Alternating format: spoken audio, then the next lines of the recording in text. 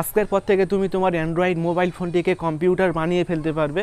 দেখো আমি খুব সহজে আমার অ্যান্ড্রয়েড মোবাইল ফোনকে কম্পিউটার বানিয়ে ফেলেছি। দেখে মনে হচ্ছে এটি ছোট কম্পিউটার। কম্পিউটারের মধ্যে যে সমস্ত ফিচার থাকে সমস্ত ফিচার কিন্তু তোমার মোবাইল ফোনের মধ্যে ব্যবহার করতে পারবে। যে দেখবে সে অবাক হয়ে যাবে যে কিভাবে সম্ভব যেখানে মোবাইল ফোনের মধ্যে কম্পিউটার ব্যবহার করা যায়। এই কাজটি কিভাবে করবে, কিভাবে তোমার মোবাইল ফোনের মধ্যে কম্পিউটার ব্যবহার করবে চলো শিখিয়ে দিই। এবং এরকম ইম্পর্টেন্ট ভিডিও পেতে অবশ্যই চ্যানেলটিকে সাবস্ক্রাইব করবে, তারপর ভিডিওতে লাইক করে শেয়ার করবে।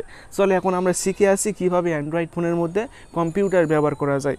কম্পিউটার ব্যবহার করার জন্য ছোট্ট একটি অ্যাপসের প্রয়োজন হবে। এর জন্য তুমি প্লে স্টোরে চলে আসবে। প্লে স্টোরে আসার পর তুমি এখন সার্চ করবে এখানে যে Win7Simu Win7Simu এই লেখাটি লিখে সার্চ করলেই তোমরা এরকম একটি অ্যাপ্লিকেশন পাবে। এই অ্যাপ্লিকেশনটি এখান থেকে ইনস্টল করে ওপেন করতে হবে।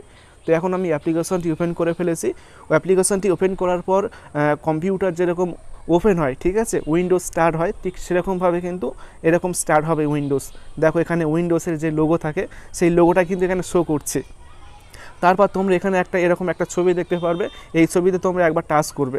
টাচ করলেই দেখবে যে কম্পিউটার পুরোপুরি ওপেন হয়ে যাবে এবং সমস্ত ফিচার কিন্তু তোমরা এখানে পেয়ে যাবে। দেখো এখানে কিন্তু একটা আইকন রয়েছে, কম্পিউটারের আইকন। তোমরা এখানে পরপর দুইবার টাচ করবে, তারপর এই মাঝখানের এই মেনুতে ক্লিক করবে। তারপর তোমরা এখান থেকে বিভিন্ন ফোল্ডার পাবে, ঠিক আছে। তোমরা এই ফোল্ডারের মধ্যে কিন্তু বিভিন্ন ডকুমেন্ট রাখতে পারবে। তাছাড়া এখান থেকে আমি কেটে দিচ্ছি এটা। তো দেখো এখানে কিন্তু একটা নিচের কর্নারে স্টার্ট মেনু রয়েছে। এখানে একবার ক্লিক করলেই কিন্তু সমস্ত প্রোগ্রামগুলো ওপেন হয়ে যাবে কম্পিউটারের মতো। তো এখান থেকে তোমরা কন্ট্রোল সেন্টারে আসলেই কিন্তু এখানে বিভিন্ন কন্ট্রোল সেন্টার রয়েছে কম্পিউটারে যেরকম থাকে, তো সেগুলো কিন্তু তোমরা এখান থেকে দেখতে পাবে। তো তোমরা যদি মাইনাস আইকনে ক্লিক করো তাহলে কিন্তু এটি মানে মিনিমাইজ হয়ে যাবে, ঠিক আছে। আর মাঝখানের বাটনে ক্লিক করলেই কিন্তু এই পেজটি এরকম ছোট হয়ে যাবে এবং এই পেজটি খুলে রেখে তোমরা আরও অন্যান্য কাজ করতে পারবে, ঠিক আছে। তো এখানে দেখো এখানে কিন্তু আরও বিভিন্ন রকমের অপশান রয়েছে। তো এখান থেকে তুমি চাইলে বিভিন্ন রকমের কাজ করতে পারবে, যেমন উইন্ডোজের যে ওয়ালপেপার থাকে সেটি তোমরা চেঞ্জ করতে পারবে। দেখো এখান থেকে আমি ডিফল্ট প্রোগ্রামে আসলাম।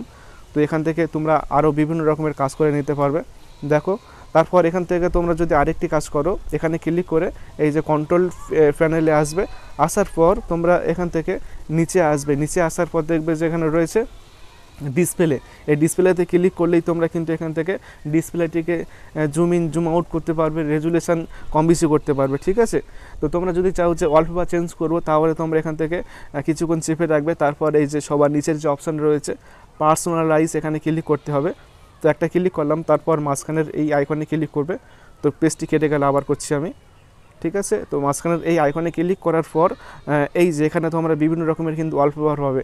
এই ওয়ালপেপারগুলো কিন্তু তোমরা সেট করতে পারবে, এই যে, ঠিক আছে। আমি যদি এখান থেকে ডেস্কটপ ব্যাকগ্রাউন্ডে ক্লিক করে নিয়েছে তাহলে কিন্তু বিভিন্ন রকমের ব্যাকগ্রাউন্ড চলে আসবে।